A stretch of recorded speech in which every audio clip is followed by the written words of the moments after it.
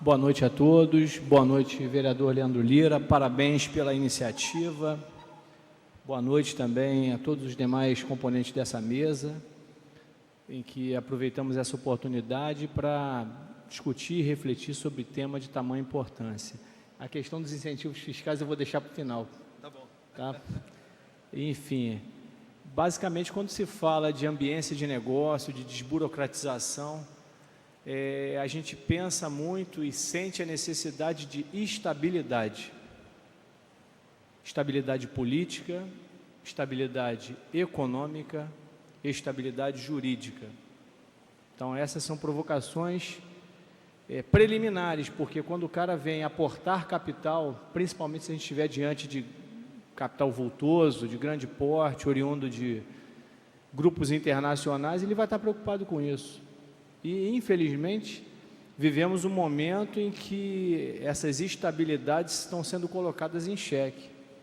Vivemos sucessivas crises políticas, várias instituições sendo colocadas à prova, enfim, uma atrás da outra. Então, isso é uma questão, até aqui no âmbito do município do Rio de Janeiro, que interfere com a vida da cidade do Rio de Janeiro. A gente hoje convive com uma situação bastante difícil no que se refere aos números da nossa arrecadação, porque, querendo ou não, a gente sofre com os reflexos dessa crise no ambiente nacional, federal, e com a própria crise do Estado do Rio de Janeiro. O Estado do Rio de Janeiro é um grande demandante de serviços. O Estado do Rio de Janeiro, como o presidente aqui, Marcelo Haddad, colocou, paralisando suas atividades, ele deixa de contratar serviços. O que acontece com a nossa arrecadação do ISS? Ela cai. A União também, uma grande contratante de serviços, prestadores de serviços localizados no município do Rio de Janeiro. Algumas empresas, eu não vou citar o nome, mas um pouquinho de imaginação já vai lhes levar a elas, né, que foram paralisadas por questões outras, diminuindo sensivelmente o seu ritmo de contratação, desaquecendo, inclusive, setores importantes da nossa economia. Tudo isso contribui para que a gente passe por um momento bastante sombrio em nossa arrecadação.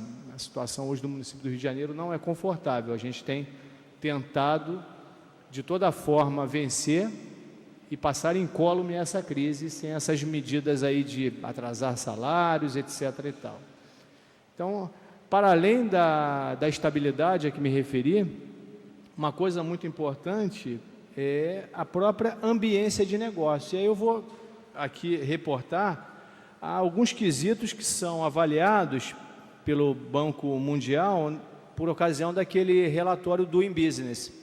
Então, algumas dimensões que são avaliadas, né, em diversas cidades para a gente refletir o quão bem ou quão mal a gente anda em cada uma delas. Então, vou tentar colocar aqui numa ordem mais ou menos lógica. Abertura de empresas. Isso é uma coisa que tem que ser azeitada, tem que haver integração entre os diversos órgãos que militam nessa área para que haja uma racionalidade no processo de abertura de empresas. Segundo, obtenção de alvarás, né? Paralelamente a isso, né, o segundo momento. E aí, quanto a isso, eu vou fazer uma parada, porque até por coincidência, o prefeito Marcelo Crivella assinou ontem um decreto que dá conta de uma autodeclaração no que se refere ao uso e destinação de imóveis para exercício de algumas atividades. Até então, por ocasião da consulta prévia, o empreendedor ou aquele que gostaria de licenciar determinada atividade em um imóvel, ele tinha um procedimento e muitas das vezes era demandada uma visita no local para verificar as condições de uso e destinação do imóvel, se adequadas ou não à atividade pretendida. Então, o decreto, ele toma um caminho em que o empreendedor, o investidor, ele assume a responsabilidade por aquilo que ele declara quanto ao uso e destinação daquele imóvel, sob pena de, ulteriormente, verificando-se que o uso e destinação não estão adequados ou não estão conformes à declaração previamente fornecida, aquele alvará será nulo de pleno direito, com todos os desdobramentos cíveis e penais de uma declaração falsa. Enfim, eu acho que é um avanço. Terceiro ponto, facilidade de fazer negócios. Da mesma forma que o presidente Marcelo Haddad coloca aqui a necessidade de você ter uma agência fomentadora de negócios, proativa no sentido de atrair investidores, o ambiente de negócio tem que ter uma fluidez de informações, uma fluidez, uma networking que funcione efetivamente. Porque a gente não abre um empreendimento para ser sozinho no mundo, A gente precisa trocar, a gente precisa de fornecedores capazes de atenderem às nossas demandas e a gente precisa, em apertada síntese, de consumidores que sejam destinatários dos nossos serviços e produtos. Um outro ponto, obtenção de crédito, é importante, Você precisa de crédito para investir em infraestrutura, às vezes você precisa de crédito para giro, créditos de diferentes naturezas e de diferentes perfis. Você precisa, como empreendedor, como empresário, de instituições sólidas, com estabilidade, que possam, E por outro lado também você tendo um mínimo de solidez que garanta aquela operação de crédito para o credor, Porque assim, você não vai receber crédito se a tua análise não for adequada, Impostos, a facilidade no que se refere à apuração dos impostos, a legislação tributária, ela ser menos intrincada, ela ser mais acessível, ela ser mais compreensível por aqueles que militam nessa área. É importante, e sobre isso eu vou reservar também um tempo mais à frente. E, por fim, a resolução da própria insolvência. Então, se apesar de tudo isso, ao término e ao cabo de um eventual ciclo de vida de uma empresa, se você vai ficar extremamente amarrado por ocasião do momento da baixa, isso também é avaliado. Então, todos, eu peguei alguns, mas esses e outros quesitos são levados em conta para se ranquear os países segundo esse relatório do Banco Mundial. Então, isso tudo está no nosso radar, mas nem sempre é fácil a gente implementar. Eu vou avançar um pouco mais e eu diria que o que a gente está buscando aqui hoje é o quê? Informação acerca de um determinado assunto. Ao falar, ao refletir, ao escutar. Então, às vezes, para você empreender, para você investir, você precisa de informação. Então, quanto a isso, eu não sei se o Tiago colocou aí, a administração pública do município do Rio de Janeiro tem empreendido esforços no sentido de consolidar as informações, de reunir, de torná-las mais acessíveis para o público em geral. Então, a exemplo disso, a gente tem um site, o Rio Mais Fácil Negócios. Eu posso dizer para vocês aí, se alguém estiver tomando nota, é em www.riorj.gov.br/web/Rio Mais Fácil Negócios. Nesse site, aquele que pretende empreender, abrir um negócio no município do Rio de Janeiro, ele tem todas as informações, a legislação, ele tem a consulta prévia, ele tem até, no final desse ciclo, se tudo correr bem, até a possibilidade de impressão do alvará nesse site. Então, aí a gente encontra informação. Uma outra informação também, aí eu vou para a minha área especificamente, que é a área tributária. O município do Rio de Janeiro também tem na página da Secretaria Municipal de Fazenda toda a legislação tributária municipal em vigor. Então, desde as leis tributárias até as portarias e instruções normativas, ou seja, os atos de maior concretude no que se refere à matéria tributária. Então, aí, o endereço é www.rio.rj.gov.br/smr/f7/legislação.asp. Então, ali vocês têm toda a legislação tributária em vigor no município do Rio de Janeiro, consolidada, atualizada e extremamente acessível.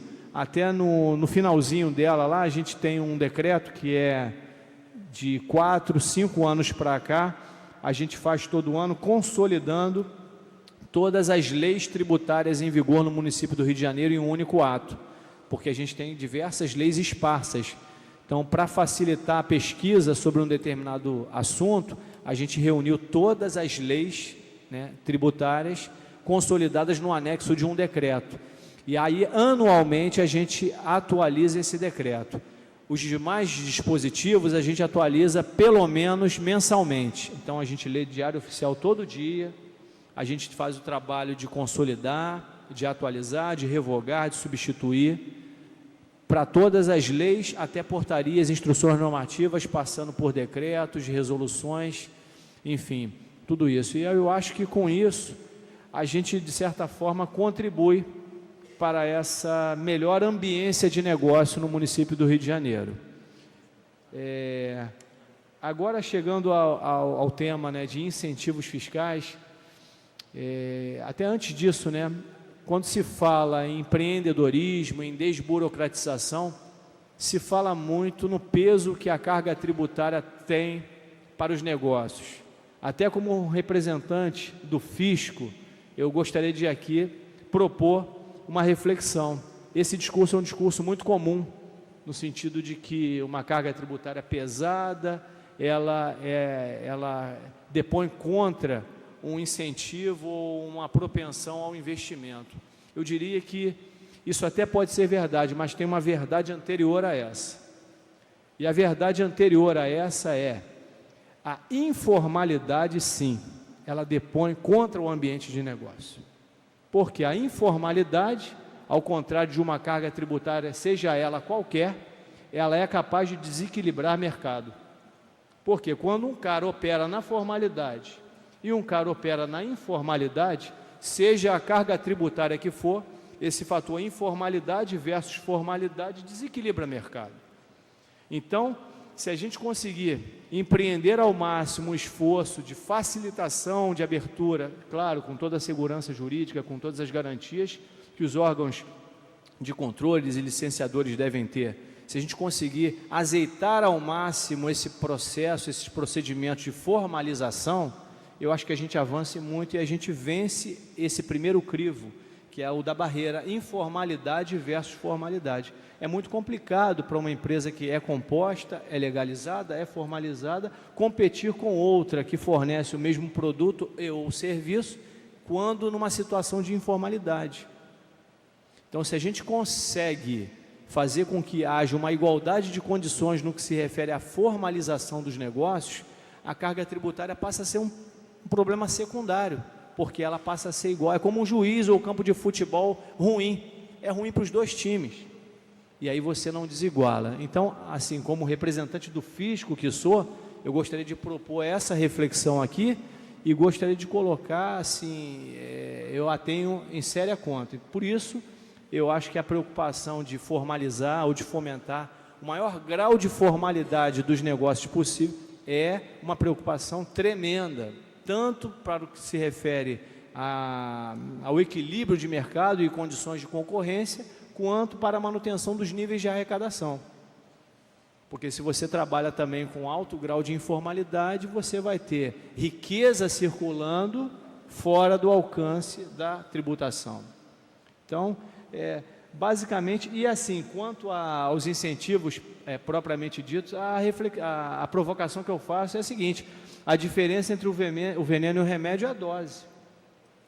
Entende? Então, se a gente utiliza de maneira desmedida incentivos fiscais, a gente está colocando em xeque a própria essência, né? Ou seja, se perverte a própria essência do Instituto. E a gente, infelizmente, tem se deparado com situações em relação às quais as pessoas não querem nem saber mais, ouvir falar de isenção. Você manda aqui, há pouco tempo, né, o Executivo, recomendado pela Secretaria Municipal de Fazenda, mandou para essa casa um projeto de lei com vistas a reduzir uma alíquota para uma determinada atividade. Fomos execrados. Mas aqueles que nos criticaram não acompanharam, ou se acompanharam, se esqueceram de colocar, que foi uma medida para a gente tentar estancar um êxodo de uma atividade que já chegou a recolher no início do século 20 milhões ano, e no ano passado recolheu 1,5 milhão. Tem alguma coisa de errada. Então, assim, é uma atividade tributada pelo ISS, e a regra geral do ISS é tributar na origem, ou seja, no local do estabelecimento do prestador do serviço. Então, assim, intuitivamente, a gente percebe que é extremamente sensível a uma determinada alíquota.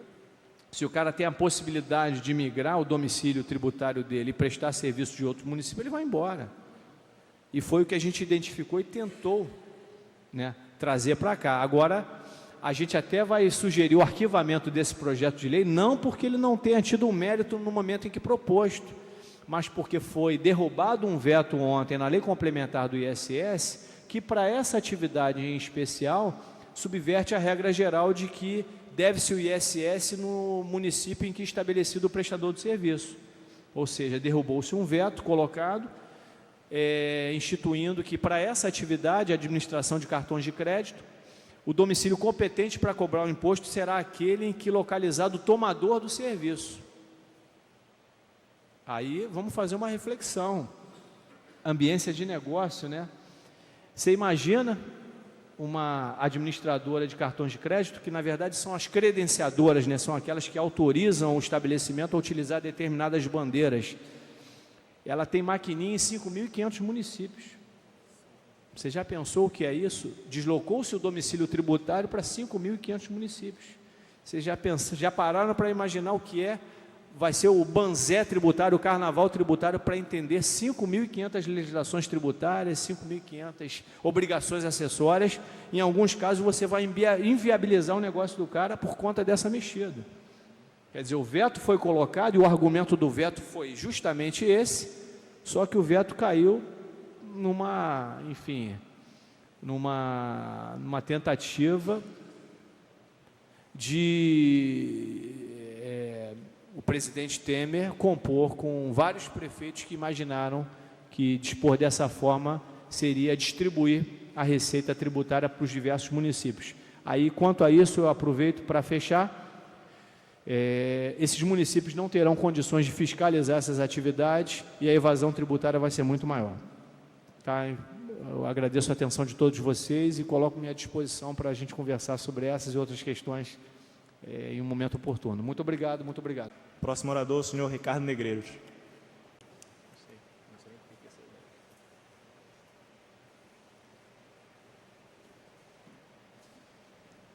Boa noite a todos. É uma grande honra estar aqui. Gostaria de recomendar já ao meu amigo vereador Leandro Lira que altere o nome do propósito de desburocratização para desburocratização e perenização dos negócios. E não faz sentido as pessoas investirem em empresas que em 2 anos estarão fechadas. Tá? Eu coloquei por temas aqui e gostaria de começar com o ambiente de negócios, onde o colega, o Marcelo, né, eu gostaria de enfatizar que o ambiente de negócios precisa também de segurança física, não apenas jurídica, né? O próprio ambiente já compreende esse aspecto, mas a gente está vendo aqui e vê todo dia a dificuldade de se locomover no Rio de Janeiro. E, inclusive, isso certamente é mal visto lá fora. Então, espanta investidor em qualquer lugar do mundo. Eu chamaria a atenção também na cidade do Rio de Janeiro, que tem 6 milhões de habitantes, mais ou menos, um pouco mais, cerca de 600 mil, ou seja, 10% mais ou menos, são de pessoas entre 15 e 29 anos que não estão trabalhando. Então, a gente precisa estar de olho realmente em incentivar a perenização e o aumento dos empreendimentos. E o Estado deve ser um catalisador de negócios. Não precisa, talvez, se preocupar tanto em gastar. E aí eu me dirijo ao secretário Roberto, que a gente deve, talvez, se focar em redução de custos, não em aumento de receita. Né? Porque isso causa um problema muito sério, uma drenagem da riqueza que circula na economia, não é? Visando financiar um Estado já inchado com altos custos. Essa equação danosa cria, como consequência, os altos juros. Então, a cidade do Rio de Janeiro poderia dar um exemplo na sua redução de custos e não se preocupar em expandir. Vou dar um exemplo aqui, o Grupo Pão de Açúcar, que tem um patrimônio de 10 bilhões de reais, mais ou menos, com 20 bilhões de valor de mercado, mais ou menos, está lucrando, aí, pelo que eu acabei de ver no site, cerca de 400 milhões de reais. Ou seja, com a taxa de juros a 12% ao ano no Brasil, ele está rendendo apenas cerca de 4% sobre o seu patrimônio líquido. Ou seja, empreender no Brasil com essa taxa de juros é complicado. E essa complicação começa realmente com o Estado inchado. Eu peço ao senhor secretário que leve também em conta as minhas palavras. Com relação a essa coisa do doing business também que o senhor comentou, fala-se lá em 2.300 horas por ano, né, que o Brasil gasta com a parte fiscal. Isso é um arredondamento muito para baixo. Um cliente meu que fatura 120 milhões por ano, ele tem mais de 35 mil horas de gasto com a parte fiscal. Então, o doing business não sabe o que está falando quanto a esse aspecto. O Brasil é ridículo na sua estrutura tributária. Bom, por fim, eu gostaria de dizer o seguinte, eu também não vejo, desculpe, não é pessoal, mas eu não vejo utilidade na Juscerja e toda a burocracia que tem lá em torno da leitura dos documentos das empresas. Eu não preciso de um revisor dos documentos da minha empresa. Então, acho que deve-se reavaliar o papel da Juscerja também. Muito obrigado.